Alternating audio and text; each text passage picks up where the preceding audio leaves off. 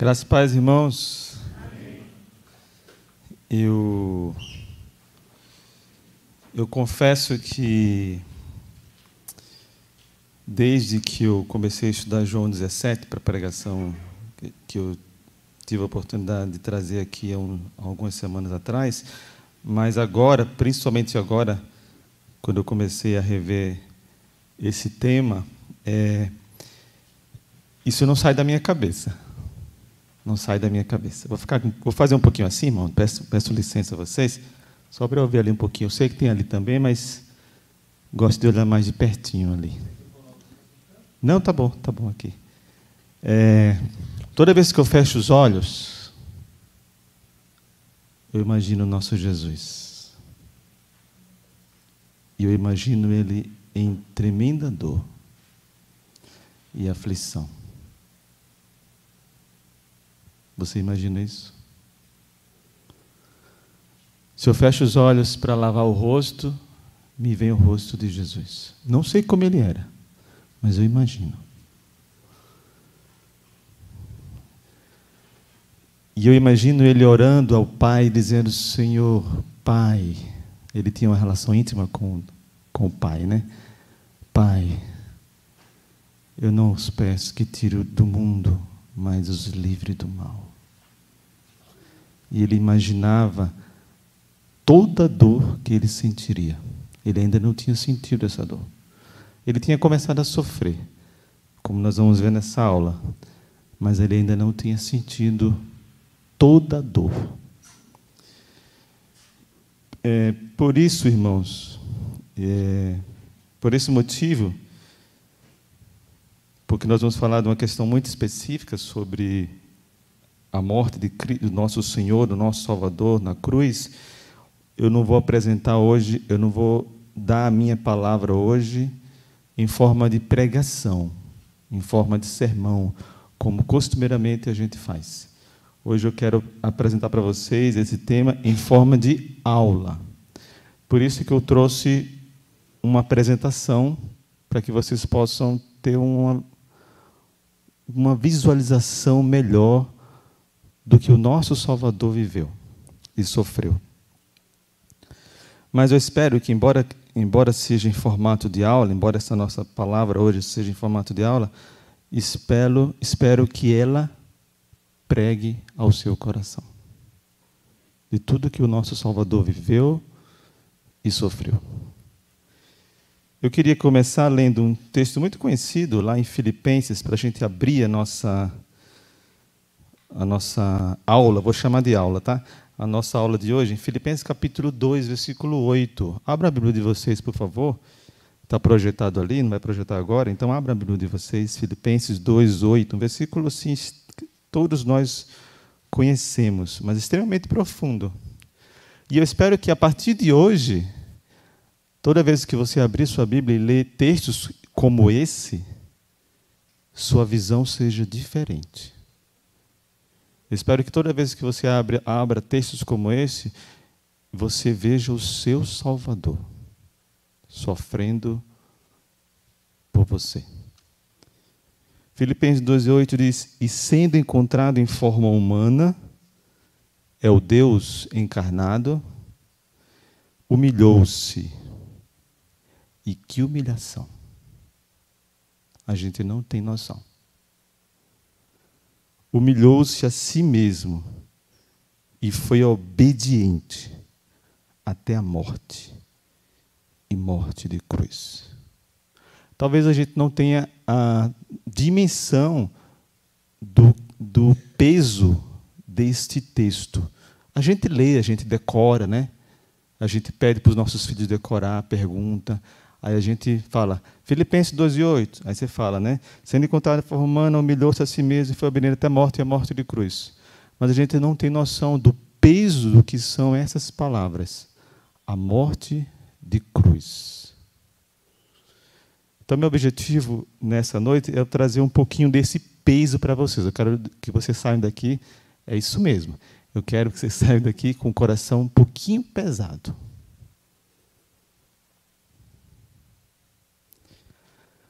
Então, o tema de hoje é a fisiologia da cruz, um ensaio sobre a morte de Cristo. Por que é um ensaio sobre a morte de Cristo? Porque a gente não sabe muita coisa sobre a morte de Cristo do ponto de vista técnico, do ponto de vista fisiológico. A gente não sabe exatamente como é que... A gente não sabe nem direito onde os pregos foram pregados. A gente não sabe. A gente tem fortes indícios de como tudo aconteceu, mas a gente não tem uma documentação médica, científica, um relato científico. Lucas não fez um relato científico sobre a morte de Jesus, por exemplo. Lucas, que é o médico amado, a gente não tem isso. E por que a gente não tem isso? Já adiantando um pouquinho a aula. Porque o que nós temos, e bastante coisa, nós temos muitos relatos históricos sobre as crucificações que existiam na época de Jesus e antes de Jesus e pouco depois de Jesus. Mas não temos quase nada de dados nem científicos, nem pensar, mas muito menos dados arqueológicos sobre os crucificados. Por quê? Vocês já pararam para perguntar por quê? Por que não se encontra nenhum corpo de um crucificado? É muito difícil. Eu vou mostrar alguns casos aqui. Pelo menos um.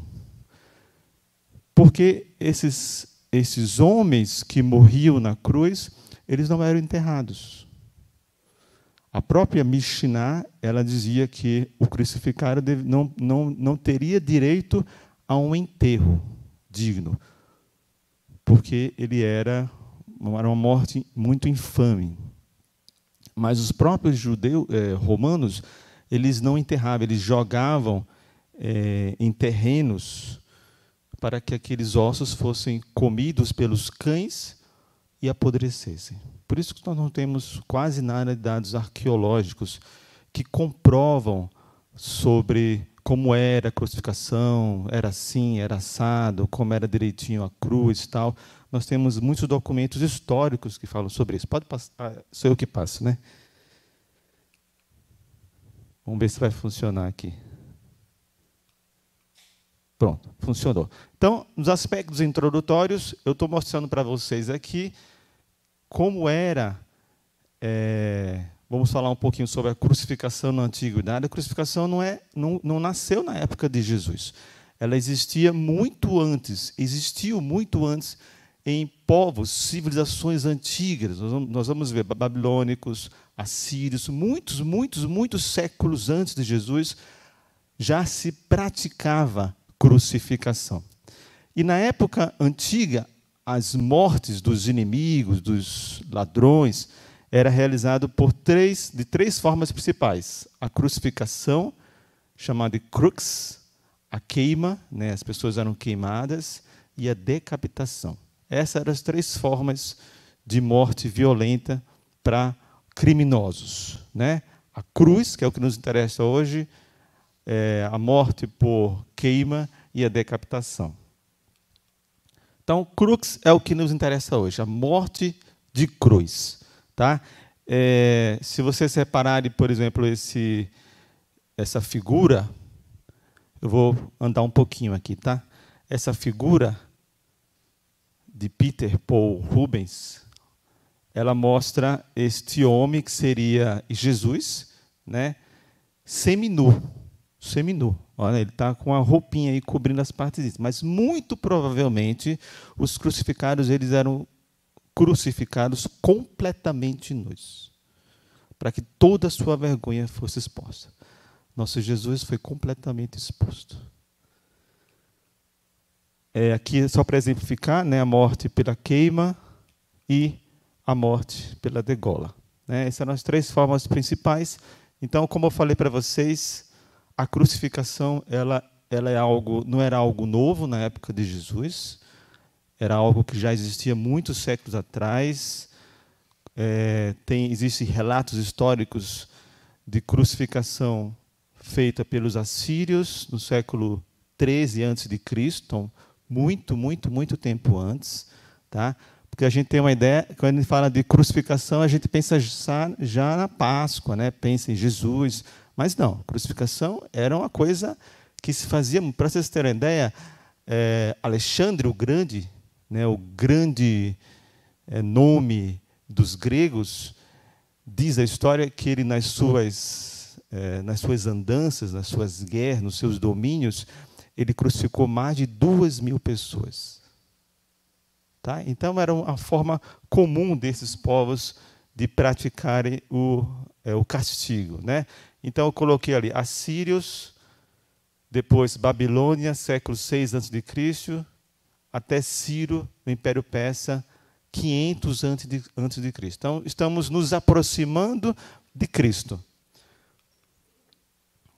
Aqui é uma figura, essa figura aqui eu peço perdão, eu tive que trazer algumas figuras um pouco fortes, mas tenho certeza que eu deixei muita figura forte de lado. Muita figura forte de lado. Quem aqui assistiu o filme A Paixão de Cristo? Muita gente assistiu, do Mel Gibson, né? Muita gente assistiu o filme A Paixão de Cristo.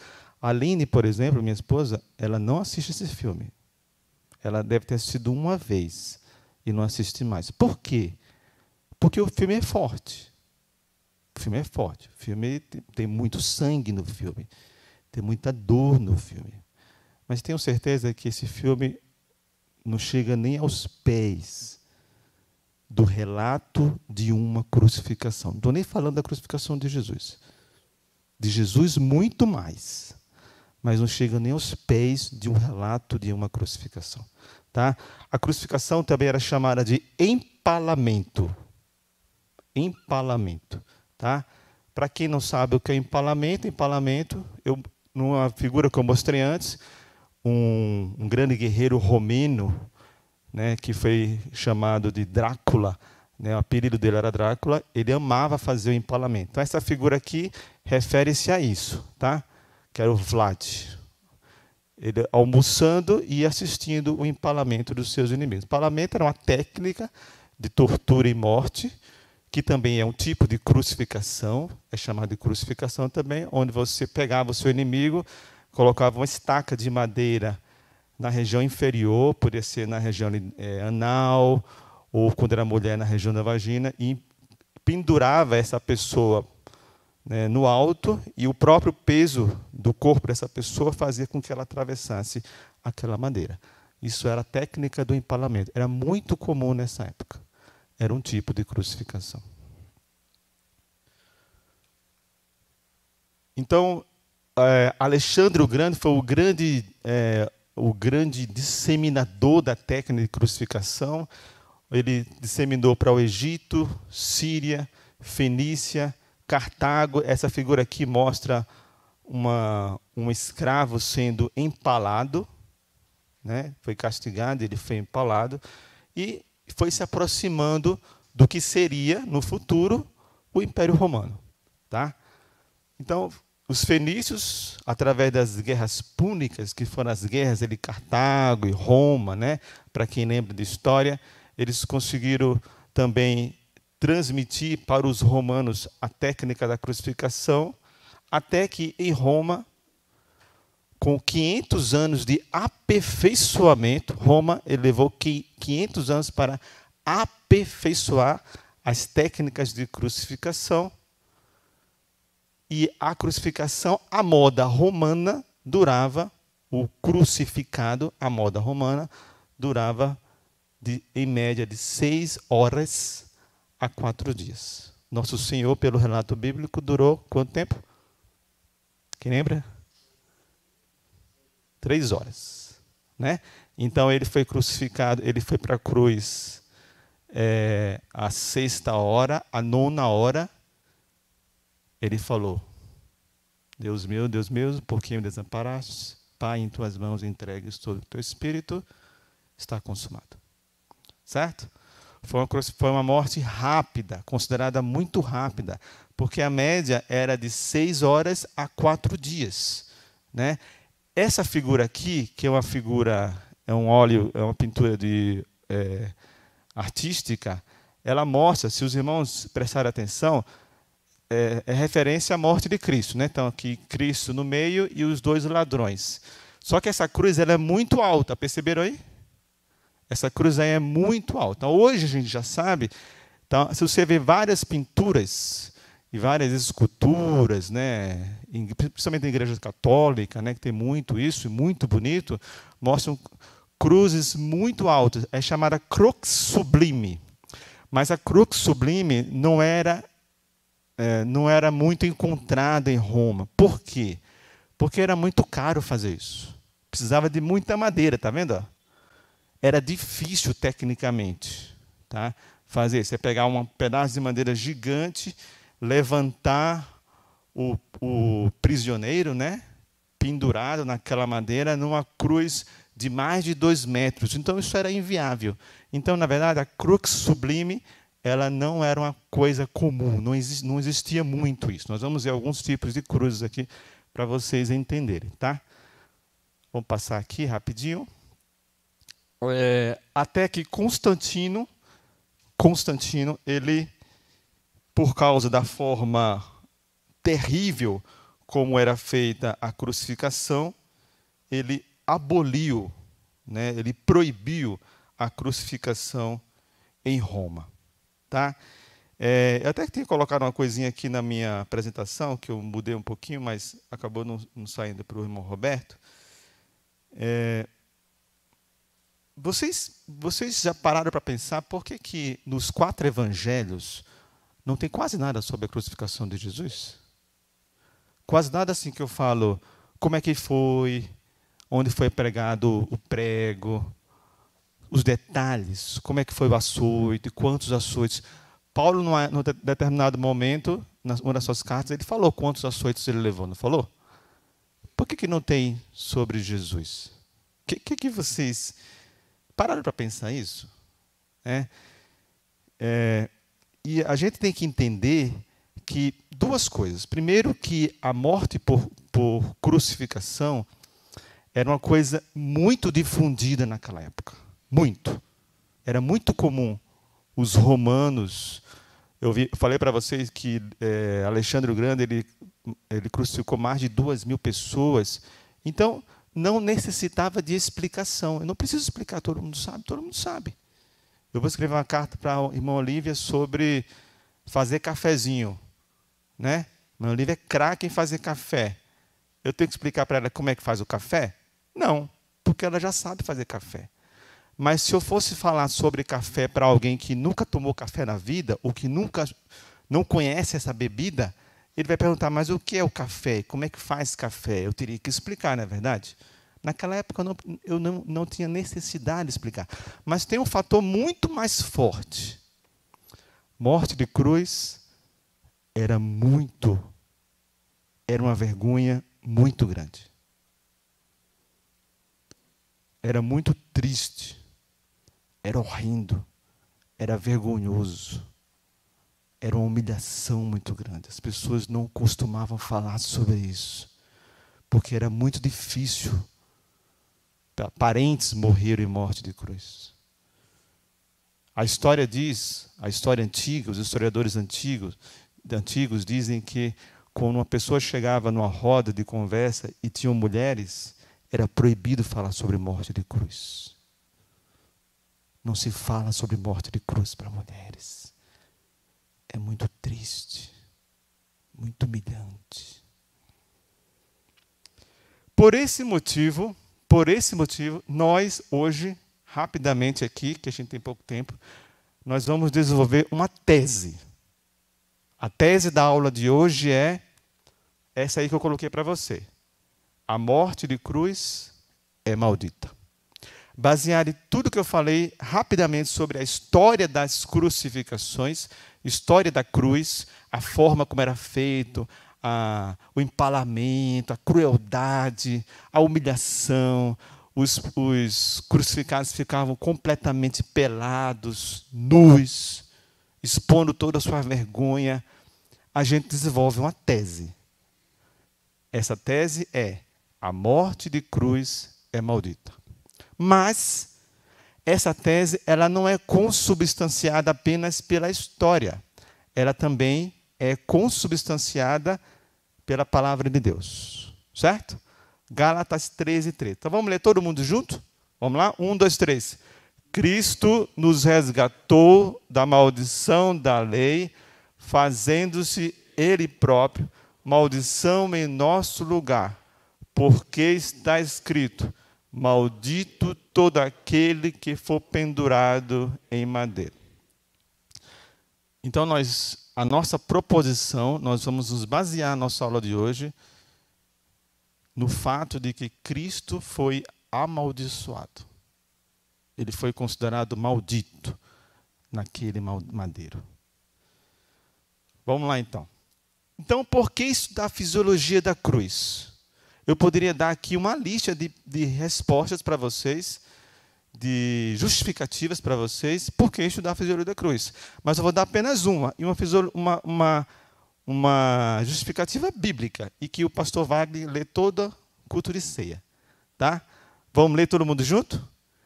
E tendo dado graças, o partiu e disse: isto é o meu corpo, que é dado por vocês. Façam isto em memória de mim. Por que a gente precisa estudar fisiologia da cruz? Porque Jesus mandou. Ele falou: vocês precisam lembrar do quanto eu sofri.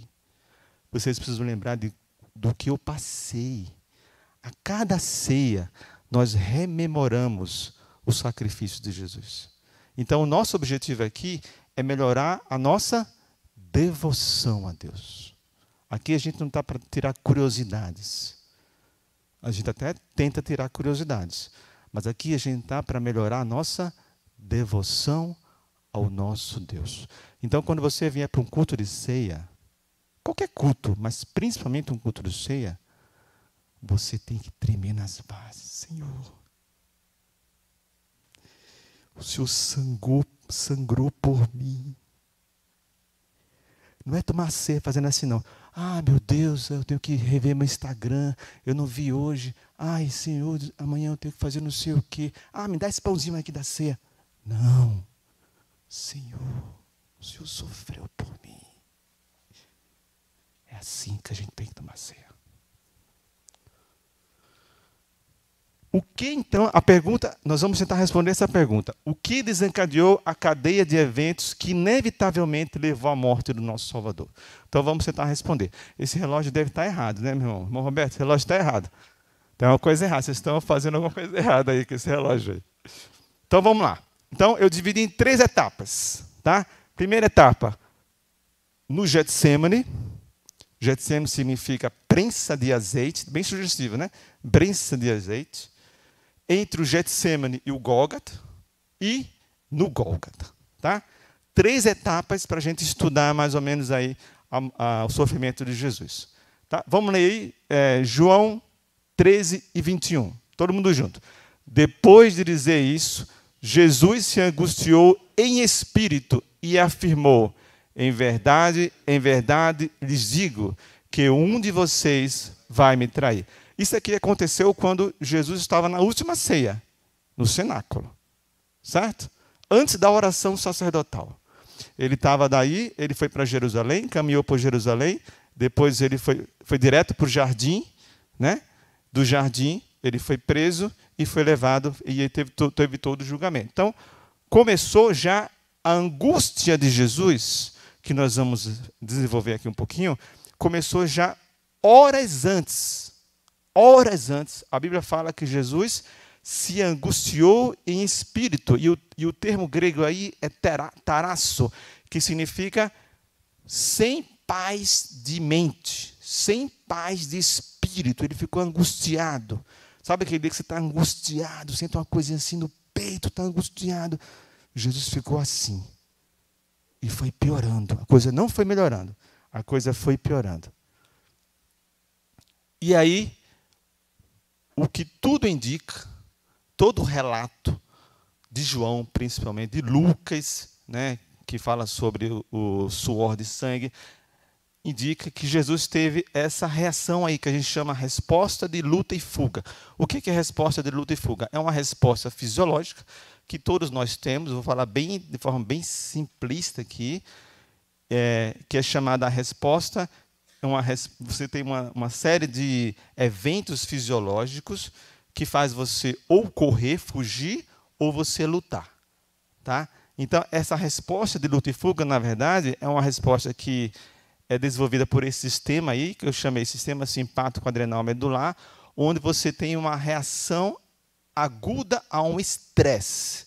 E nessa reação aguda ao estresse, existe uma série de manifestações. A pupila dilata para enxergar melhor.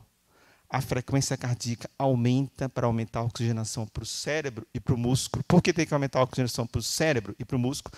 Para o cérebro, para pensar o que tem que fazer. O que é que eu vou fazer? Eu vou lutar? Eu vou fugir? Vou fazer isso, fazer aquilo? E para o músculo, para lutar ou para fugir. Certo? Vai menos sangue do intestino, vai mais sangue para o cérebro e para os músculos. Aumenta a frequência cardíaca. Ele fica assim. Né? Aumento da pressão arterial, palidez cutânea, porque o sangue ele não vai mais, pouco sangue vai para a pele, para esse sangue todo, e para o músculo e para a mente. Tremores, entre outras coisas. Tá? Então, toda vez que eu falar uma coisa aqui, pupilas dilatadas, aumento da frequência cardíaca, aumento da respiração,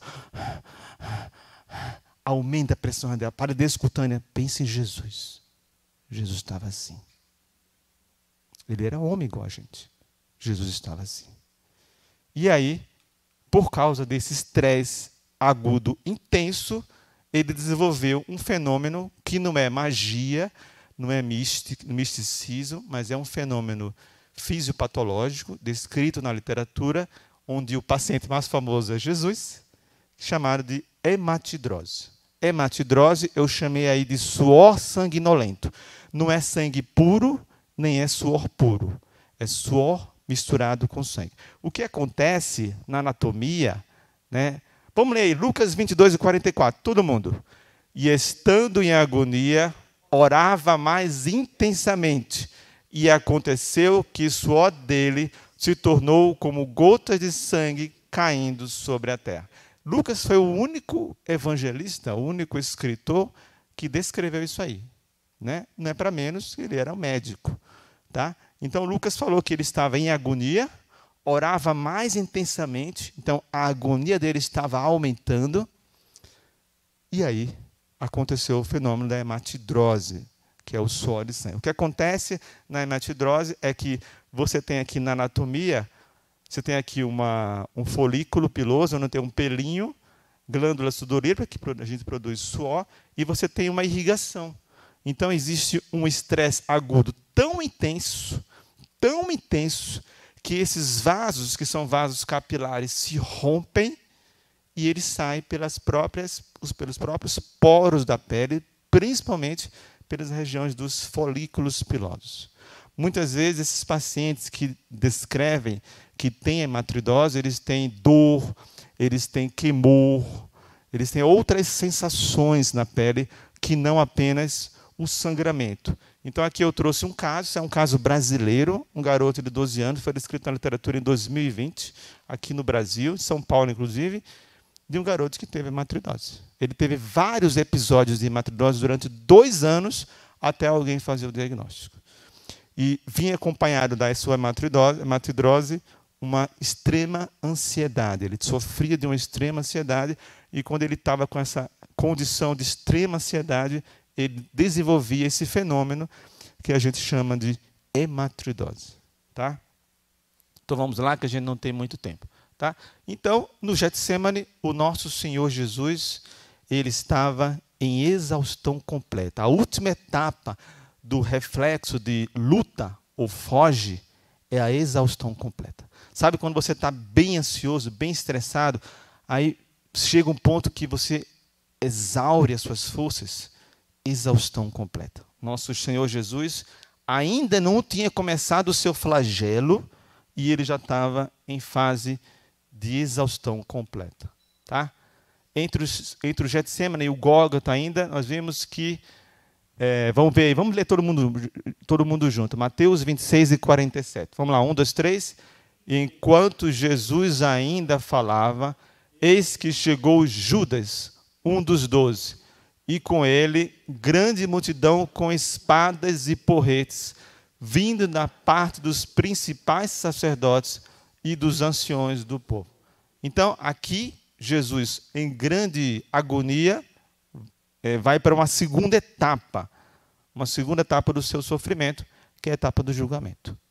Tá? Etapa do julgamento. Então, no seu julgamento, Jesus passou por 6 julgamentos. Então, eu vou passar isso rápido, porque isso aí a gente lê na Bíblia e vê. 6 julgamentos, né? 3 julgamentos por parte dos judeus, 3 julgamentos por parte dos romanos. Então, Anás, que era um sumo sacerdote deposto, e depois Caifás, que inclusive Caifás era genro de Anás, que era o sumo sacerdote em vigência na época. Por que isso? O sumo sacerdote não perdia o seu posto, ele ficava até morrer. Mas os romanos, eles tinham o costume de tempos em tempos, afastar os sumos sacerdotes. Por quê? Os romanos tinham medo que se o sumo sacerdote ficasse muito tempo na liderança, eles conseguissem fazer um motim contra Roma. Então, eles entendiam que se eles afastassem o líder e colocassem um, eles enfraqueciam a liderança. Tá? Então, Jesus passou por Anás, Jesus passou por Caifás, Jesus foi para o Sinédrio, ele foi acusado, culpado de blasfêmia e agressão física. Depois ele passou por Pôncio Pilatos, por Herodes, o tetrarca. E em Pôncio Pilatos, mais uma vez, ele foi encaminhado para açoitamento, que era o flagelo, e crucificação. Tá? Então, do jardim para a cruz, nós vamos ver Mateus 12, 39 a 40. Vamos ler todo mundo? Mas ele respondeu: uma geração perversa e adúltera pede um sinal, mas nenhum sinal lhe será dado, senão o do profeta Jonas. Porque assim como Jonas esteve 3 dias e 3 noites no ventre do grande peixe, assim o Filho do Homem estará 3 dias e 3 noites no coração da terra. Deixa eu só ver uma coisa aqui. Tá ótimo. Então, por que eu coloquei esse versículo aqui? E por que aqui em cima, para os mais atentos, por que eu coloquei 24 horas destacado? Por quê? Porque a história clássica, o entendimento cristão clássico, você vai ver todo mundo falando sobre isso, ou quase todo mundo falando sobre isso, é que Jesus passou por um julgamento em 6 horas. Foi um julgamento assim, vapt-vupt. Tá? Mas existem sérios indícios de que não foi bem assim. E aí eu peço licença à tradição cristã clássica para apresentar uma alternativa para os irmãos. Tá? Existem sérios indícios de que o julgamento de Jesus durou pelo menos 24 horas. Pelo menos 24 horas. Contem comigo. Se Jesus morreu quando? A tradição cristã diz o quê? Quando ele morreu? Quando? Que dia da semana? Sexta-feira. A famosa sexta-feira da paixão. Então, Jesus, eu já preguei aqui, inclusive, sobre isso. Jesus teria sido, orou no jardim, na quinta-feira à noite, ele foi preso. Na quinta-feira, durante toda a noite, ele foi julgado. Sexta-feira de manhã, ele foi flagelado. Sexta-feira, na sexta hora, ele foi levado para a crucificação. Sexta-feira, na 9ª hora, ele morreu. Essa é a tradição cristã clássica. Mas se a gente for contar, vamos contar os dias. Sexta ele morreu. Vamos lá. Sexta não conta. Sexta-noite, talvez. Sábado, domingo. Dá 3 dias? Não dá 3 dias. Existe uma explicação, e eu não estou questionando a explicação, tá, irmãos? Ela pode ser completamente viável, tá? De que os 3 dias eles não são literais, é um tempo. Isso pode acontecer na Bíblia, na gematria, é muito comum isso, falar sobre tempo e não ser específico. Mas se eu levar em consideração o que está escrito aqui, 3 dias e 3 noites não bate a conta. Entenderam? Por causa disso, eu apresento, que não é meu, isso não é meu, mas eu apresento uma proposta que diz assim: Jesus ceou na terça-noite. Por que eu estou falando que Jesus ceou na terça-noite? Porque os essênios faziam isso também. Os essênios ceavam na terça-noite. Jesus ceou na terça-noite, foi a última Páscoa, e Jesus se dirige para o jardim. Jesus ora no jardim do Getsemane e é preso. Ele é levado, talvez ele seja julgado pelos próprios judeus ainda à noite, porque eles queriam muito julgar Jesus, mas dificilmente um governador e um tetrarca sairia da sua cama para julgar um prisioneiro de madrugada? Eu vou sair da minha cama para julgar um prisioneiro de madrugada? Ele nem sabia quem era Jesus. Não tem importância nenhuma para eles. Tá? Então, existe uma forte possibilidade de Jesus ter sido julgado na quarta dia. Né? Eu diria até que o julgamento mais romano do que judaico. E o Senhor se apresenta a Pilatos na hora sexta. Certo? Na quarta noite, o Senhor é novamente encarcerado durante a noite, aguardando a sua morte no dia seguinte. Lá ele foi condenado. No dia seguinte, ele seria morto.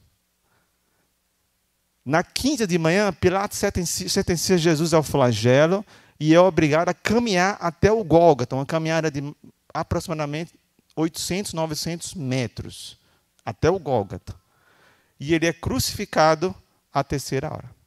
Na quinta tarde, ele morre, certo? Na nona hora, e é sepultado. No domingo de manhã, ele vive. Agora, conte comigo. Passou quinta noite, sexta, sábado, domingo. 3 dias. Se isso for verdade, não estou falando que isso é verdade, mas por que eu apresentei essa proposta? Porque se isso for verdade, o nosso Senhor Jesus passou 3 dias inteiros de 24 horas sem beber, sem comer, passando frio e sendo torturado de forma física e psíquica. Então, o sofrimento do seu Senhor e do meu Senhor foi muito maior do que você pensa. Por isso que isso é significativo. Por isso que a gente não pode desprezar isso aí. Jesus sofreu trauma facial contundente nesse caminho. Todo esse caminho do julgamento durou mais ou menos 4 quilômetros. 4 quilômetros. Entre Pilatos de novo, os judeus e tudo mais. 4 quilômetros. Então vamos lá. Mateus 26, 67. Vamos falar todo mundo junto. Então alguns cuspiram no rosto de Jesus e bateram nele.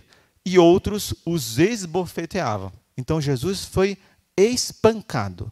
Trauma facial contundente, eu coloquei aí. Tá? Se você considerar que a profecia de Salmo 32, 34 e 20 diz que nenhum dos seus ossos foi quebrado,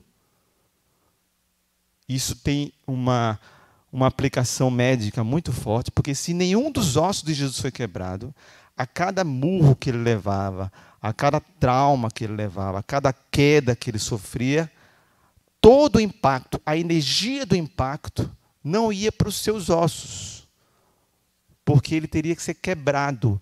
Porque se os nossos ossos da face, principalmente, absorvem a energia, eles se fraturam. Então, quem absorveu, quem amorteceu essa energia? Os tecidos moles, pele, músculos. Se você for ver, por exemplo, quando você está quem é médico, né, que está no pronto-socorro, que você chega um paciente todo quebrado, sofreu um trauma crânioencefálico, todo quebrado, você faz um raio-x, está cheio de fratura no rosto, sem ver a tomografia, eu falo assim, esse paciente provavelmente não tem nenhum sangramento no cérebro. Por quê? Isso é física, energia cinética. A energia foi absorvida pelos ossos da face, então, quando a energia chega no cérebro, ela chega mais fraca, porque ela foi amortecida. Se você pensar num piloto de Fórmula 1, o piloto de Fórmula 1 foi feito nesse mesmo princípio. Então, você tem ali o cockpit, que é bem resistente, e as outras peças do carro de Fórmula 1 é muito frágil. Já viu um carro de Fórmula 1 bater na parede? Parece brinquedo Lego, não parece? Ele se espatifa, todinho. Fica só o cockpit. Por quê? Porque ele é projetado daquele jeito para a energia cinética se dissipar nas peças mais frágeis. Se os ossos não se quebram num trauma contundente, é porque toda a energia foi dissipada na pele, nos músculos. Isso é importante? É importante, porque isso desfigurou o rosto do nosso Senhor. Vamos ler? Isaías 52 e 14 fala exatamente isso. Todo mundo junto. como muitos pasmaram à vista dele, pois o seu aspecto estava tão desfigurado, mais do que o do outro qualquer, e sua aparência mais do que dos outros filhos dos homens. Essa foto aí, baseada em tudo que eu falei, ficou bonita, não ficou? Jesus ficou muito, muito, mas muito pior. O flagelo e seus efeitos também podem ser observados no seu flagro. Então vamos ler. Hebreus 9, 22 diz: sem derramamento de sangue não há remissão. Todo mundo conhece essa frase, né? E vamos ler Mateus 26 e 28. Porque isto é o meu sangue, o sangue da aliança, derramado em favor de muitos para a remissão de pecados. Pergunta. A resposta já está aí. Mas pergunta. Qual foi a principal forma de derramamento de sangue de Jesus? Foi na cruz pendurado? Não. Foi o flagro. Foi o flagelo. Foram os chicotes. A tradição judaica permitia que um judeu flagelasse um outro judeu em 20 vezes na frente e 20 vezes atrás. Mas os romanos não tinham limites. Era quantas vezes eles quiserem ou quantas vezes o prisioneiro aguentasse. E esse flagelo era feito com um chicote tipo esse aí, um chicote romano, né, um pau pequeno ali para conseguir pegar o chicote, com três elásticos na ponta, mais comum metal, esferas ou pedaço de osso, alguma coisa nesse tipo. Tá? Então, quantas e muitas vezes o nosso Senhor foi flagelado. Aqui eu tenho um relato de Eusébio de Cesaré, que falou assim, a respeito de um prisioneiro que foi crucificado, que não foi Jesus. Diz assim: os espectadores ficaram atônitos ao vê-los lacerados com flagelos até as veias e artérias mais profundas, de modo que as partes internas e ocultas do corpo, agora atenção, tanto intestinos quanto membros ficaram expostos. O flagelo era tão intenso, que tinha exposição de intestino. Vocês têm ideia do que é isso? Então, essa aqui é uma figura que mostra como era feito o flagelo. Né? O prisioneiro ficava preso e era flagelado. Vou passar isso aqui rápido. Coroa de espinhos. Né? Existem 3 opções na literatura de 3 plantas que foram usadas para coroa de espinhos. Uma é essa Euphorbia mili, a Ziziphus spina Christi e a Paliurus spina Christi. Começando pelas 2 últimas, trouxe só um exemplo para vocês aqui. Essa aqui é a chamada árvore de jujuba e a Paliurus spina Christi, espina de Jerusalém. Mas a maioria dos estudiosos aponta que provavelmente a planta usada foi essa aqui. Quem não conhece essa planta aqui? No Brasil é muito comum essa planta. Usada para fazer cerca viva. É a famosa coroa de Cristo.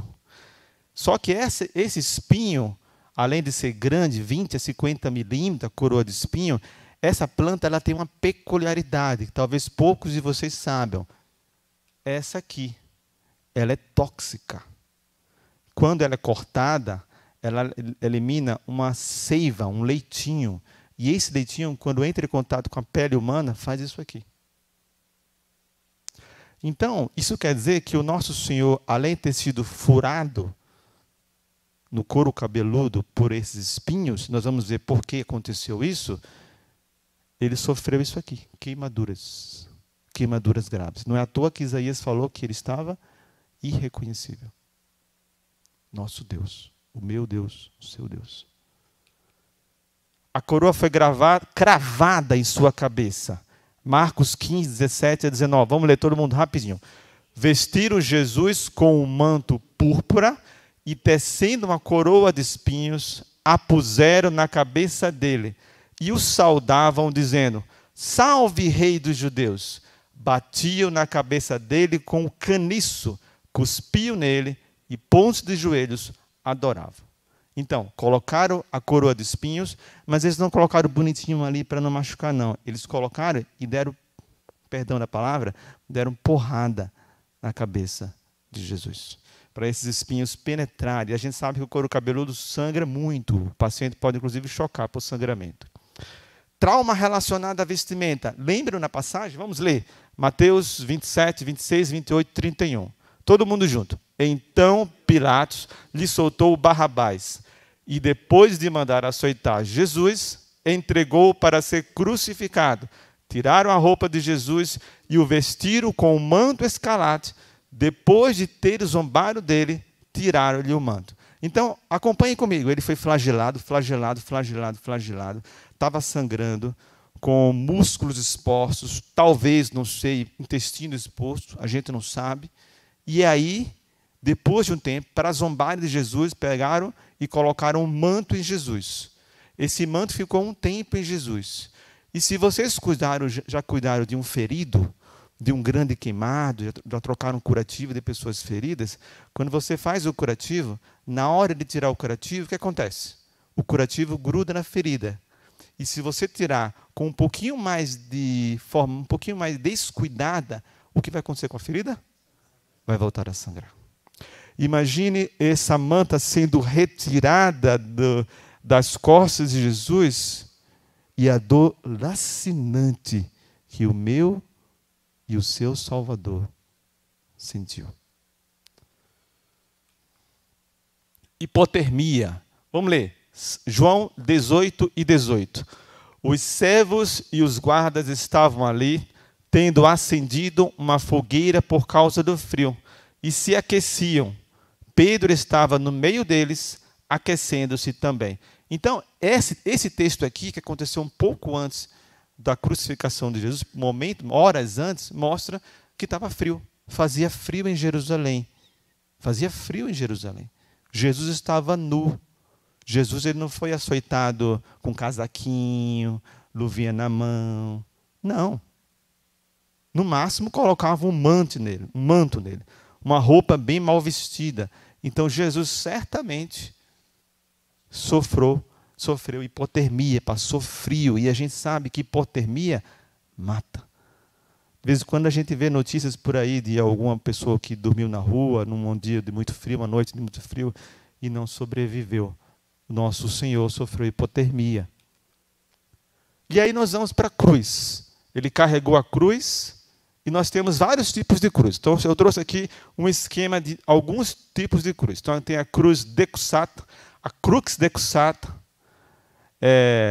a infelix lignum, a crux simples, a crux imissa. Essa aqui, irmãos, é a crux comissa, tá? Que é a crux em T, porque ali a letrinha foi para lá, tá?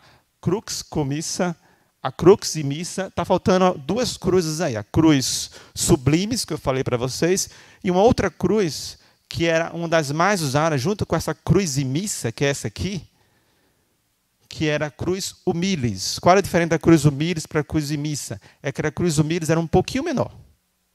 Era um pouquinho menor. Então, os presos, eles eram crucificados, inclusive em árvores. Olha ali, ó. Infelix lignum. Infelix lignum, no latim, significa árvore infeliz. É a árvore que ajudou a matar um ser humano. Árvore infeliz. Mas, provavelmente, a crux imissa, chamada também de crux latina, foi a cruz usada no nosso Salvador. Tá? Aqui mais um exemplo. Tá? Crux imissa, a cruz latina, é a cruz mais usada. Ela tem algumas partes, eu trouxe só a título de curiosidade para vocês. Né? Então, tem a parte vertical, que é chamada de simplex, ou mais comumente chamada de estirpe. Tem a barra horizontal, então, a barra vertical, simplex. A barra horizontal, que era o patíbulo, que pesava 40 a 60 quilos. E tinha outras partes, os títulos, onde você colocava lá o título, o nome do preso, tal. A sedícula, onde os presos apoiavam o seu quadril. E uma regiãozinha para ele apoiar os pés, que era o supedâneo. Por que eles faziam isso? Porque os romanos não tinham interesse que esses homens morressem rápido. O objetivo era fazer eles sofrerem. Sofrerem. E era um exemplo para todo mundo. Olha, se vocês não andarem na linha, vocês vão sofrer o mesmo tipo de morte. Então, eles colocavam lá uma colher de chá para os prisioneiros, que era esse supedâneo. Então, o prisioneiro ele pisava no supedâneo, ele se levantava e conseguia respirar. Ele se levantava e...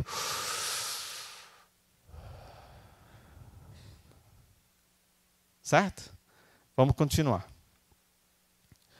Provavelmente foi isso que aconteceu com o nosso Salvador. Tá? Ele não carregou a cruz inteira. Eu sei que tem muitas fotos, filmes que mostram o prisioneiro carregando a cruz inteira, mas era impossível um prisioneiro carregar a cruz inteira, porque uma cruz dessa inteira, a parte horizontal e a parte vertical junta, o símplex e o patíbulo, pesava mais de 100 quilos, em torno de 130 quilos. Se você considerar uma madeira mais... Existem vários estudos de madeira, esses tipos de madeira da época, se você considerar uma madeira mais leve lá, chegava aos 100 quilos, ou 90 e poucos quilos. Então era impossível. Eles carregavam esse patíbulo aí, que já pesava bastante, entre 40 e 60 quilos. Tá? Ele era amarrado e, muito provavelmente, nas quedas que o nosso Senhor Salvador, ele sofreu trauma crânioencefálico. Aquela história que eu falei para vocês. Tá? Mais uma vez, mostrando aqui o esquema, a trave amarrada ao prisioneiro, e ele é levado até a região da crucificação, no caso de Jesus, o Gólgota. Tá? No Gólgota, vamos lá, João 19, 18. Ali crucificaram e com ele outros dois, um de cada lado e Jesus no meio. Essa aqui é uma experiência do século passado que foi feita, é uma experiência muito interessante. É um estudo do professor Mulder. E esse professor, ele pegou alguns alunos dele que eram voluntários e colocou na mesma posição de crucificação, na mesma posição do crucificado. Amarrou ele lá, deixou ele pendurado com o peso do corpo para baixo, e foi que ele observou. Mulder observou que após 6 minutos houve uma queda da pressão arterial em 50% dos seus alunos, uma queda do volume respiratório em 50% e um aumento da frequência cardíaca em 100%. Quando chegou a 12 minutos, quase que ele mata os alunos dele. Por quê? Porque ele teve os alunos, eles começaram a ter respiração puramente diafragmática, não estavam conseguindo mais respirar adequadamente, e uma evidência de alteração da consciência. Aí ele interrompeu o estudo. Perceberam? Então, o que acontecia do prisioneiro que ficava na cruz era exatamente isso. Por causa da posição, além de toda a dor, de toda a agonia, de todo o sofrimento, por causa da posição que eles ficavam, eles tinham uma respiração restritiva. Eu tinha um vídeo aqui, mas eu não vou colocar porque já está muito tarde. Tá? Mas, normalmente, quando a gente faz a inspiração, a nossa inspiração...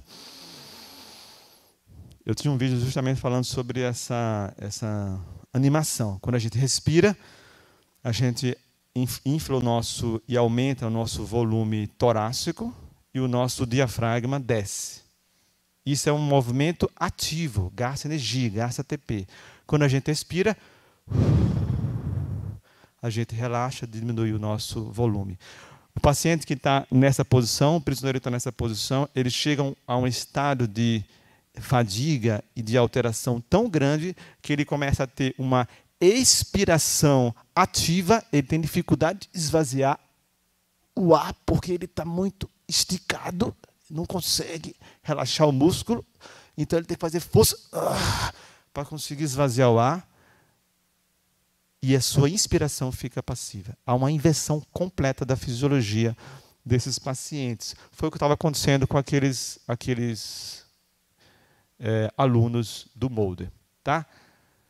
Os pregos, há uma discussão muito grande, onde o prego foi colocado no pulso, foi colocado na mão, mas o que é mais aceito é que ele foi colocado ou no pulso, e aqui a gente tem 2 nervinhos importantes, o nervo mediano, muita gente opera nesse túnel do carpo, e o nervo ulnar. Então imagine que esse prego passou entre esses 2 nervos. Quem já teve dor de lesão de nervo sabe o que é essa dor, é uma dor lacinante, Se eu tivesse aí, eu desmaiava antes de falar qualquer coisa. Ou num espaçozinho chamado um espaçozinho entre os músculos, entre os ossos carpais aqui, chamado espaço de Destor, que é um espaço que você permite você colocar lá e não tem fratura, não tem quebra de osso, tá? Rapidinho aqui, esse aqui era a forma clássica, essa imagem aqui à esquerda. Se você observar 99%, acho que 100% das imagens de crucificação mostra essa imagem aí, um pé sobre o outro e um prego passando entre os dois. Mas achados recentes, em 1968, depois da Guerra dos 6 Dias, os judeus encontraram um ossuário. E esse ossuário aí, era um ossuário de um jovem de mais ou menos 27 anos, chamado Yehonan. E esse rapaz, ele foi crucificado. E o que eles observaram foi isso aqui, o osso calcanhar dele e um prego transfixando de forma lateral o osso dele, como nesse modelo aqui que eu mostrei para vocês. Tá? Então, uma tábua era colocada, o osso estava amassado ali, e um prego transfixava lateralmente, não anteroposteriormente. Então, muito provavelmente, os crucificados, e isso se aplica a Jesus, eles ficaram dessa forma. E não da forma que a gente conhece sempre. Com os pés afastados, pregados 2 pregos, um de cada lado, e apoiados na madeirinha que eu falei para vocês, que ficavam ali, para ele conseguir sobreviver.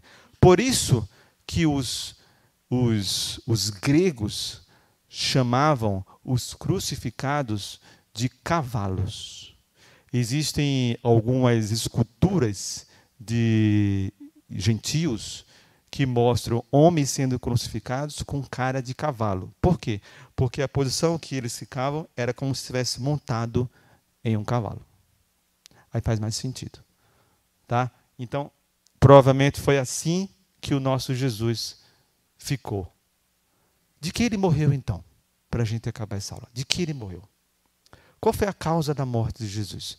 Eu poderia trazer várias causas aqui da morte de Jesus, mas eu trouxe apenas algumas. Ele morreu de choque hipovolêmico, porque ele sangrou,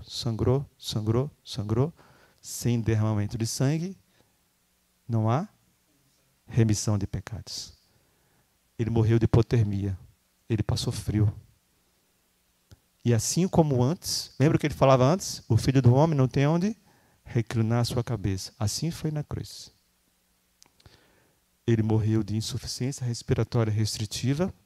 Ele não conseguia respirar na cruz. Por 3 vezes, pelo menos, ele teve que fazer um esforço para conversar. Mais de 3 vezes, né? Porque ele conversou com um ladrão na cruz. Ele morreu de insuficiência renal aguda, porque ele sangrou e não se hidratou.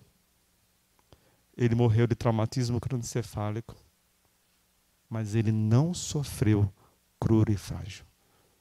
O que é crurifrágio? Vocês sabem? Crurifrágio era uma técnica que os romanos usavam naquela época para apressar as mortes, ou para saber se o prisioneiro estava morto ou desmaiado. Então ele quebrava as pernas dos seus prisioneiros para acelerar a morte ou saber se eles estavam presos. Mas o Evangelho fala que, vendo eles que Jesus tinha morrido, não executaram o crurifrágio. Lançaram uma lança, que saiu água e sangue. Isso é fácil de explicar, porque muito provavelmente Jesus teve hemorragia no tórax, chamado hemotórax. E se vocês observarem e colocarem o sangue num tubo de ensaio, em pouco tempo o sangue vai decantar, a parte vermelha vai ficar para baixo, a parte líquida vai ficar para cima. Então, quando eles furaram Jesus, João fala que saiu sangue e depois água. É isso. E houve trevas sobre toda a terra, do meio-dia a 3 horas da tarde. Por volta das 3 horas da tarde, Jesus bradou em alta voz.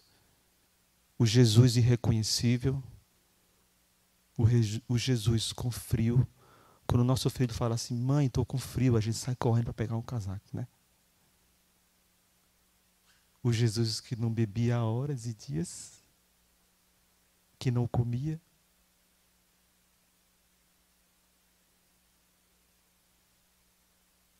E muito mais que isso, o Jesus que sabia que estava carregando sobre ele o meu pecado e o seu pecado.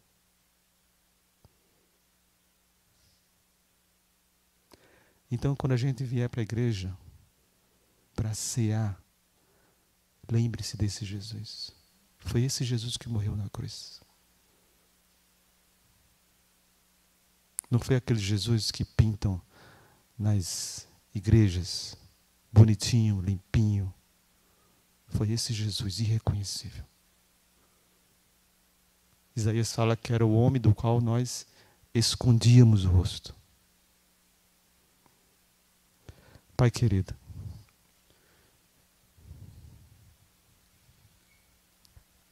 nós queremos te pedir perdão, Senhor, porque muitas e muitas vezes nós não damos valor ao teu sacrifício na cruz. Nós queremos te pedir perdão porque o Senhor sofreu tanto por nós. Nós poderíamos ficar aqui tantas e tantas mais horas falando sobre tantas coisas sobre o teu sofrimento. E muitas vezes nós reclamamos e quando eu falo isso, eu falo de mim mesmo, Senhor, porque passamos por pequenos problemas. E nós reclamamos com o Senhor e nós nos esquecemos do quanto o Senhor sofreu para que hoje o Senhor estivesse aqui e para que hoje nós estivéssemos aqui e pudéssemos te adorar e te louvar. Como foi caro o preço para que o véu se rasgasse. Como foi caro o preço que o Senhor pagou para que hoje nós pudéssemos desfrutar do teu amor, da tua presença, Senhor. Dá-nos um coração contrito diante de ti. Dá-nos um coração que está disposto a te servir sem perder tempo. Que cada vez, Senhor, que a gente sentar nesta igreja ou em qualquer outro lugar para cear, possamos lembrar desse Jesus, porque esse foi o Jesus que morreu por nós. Um Senhor irreconhecível, sangrando, passando frio, com dor, sem conseguir respirar, com falta de ar, mas que fez tudo conscientemente, bebeu todo o cálice da ira de Deus, todo ele, cada gota, por nós. É isso que eu te agradeço e te louvo em nome de Jesus. Amém.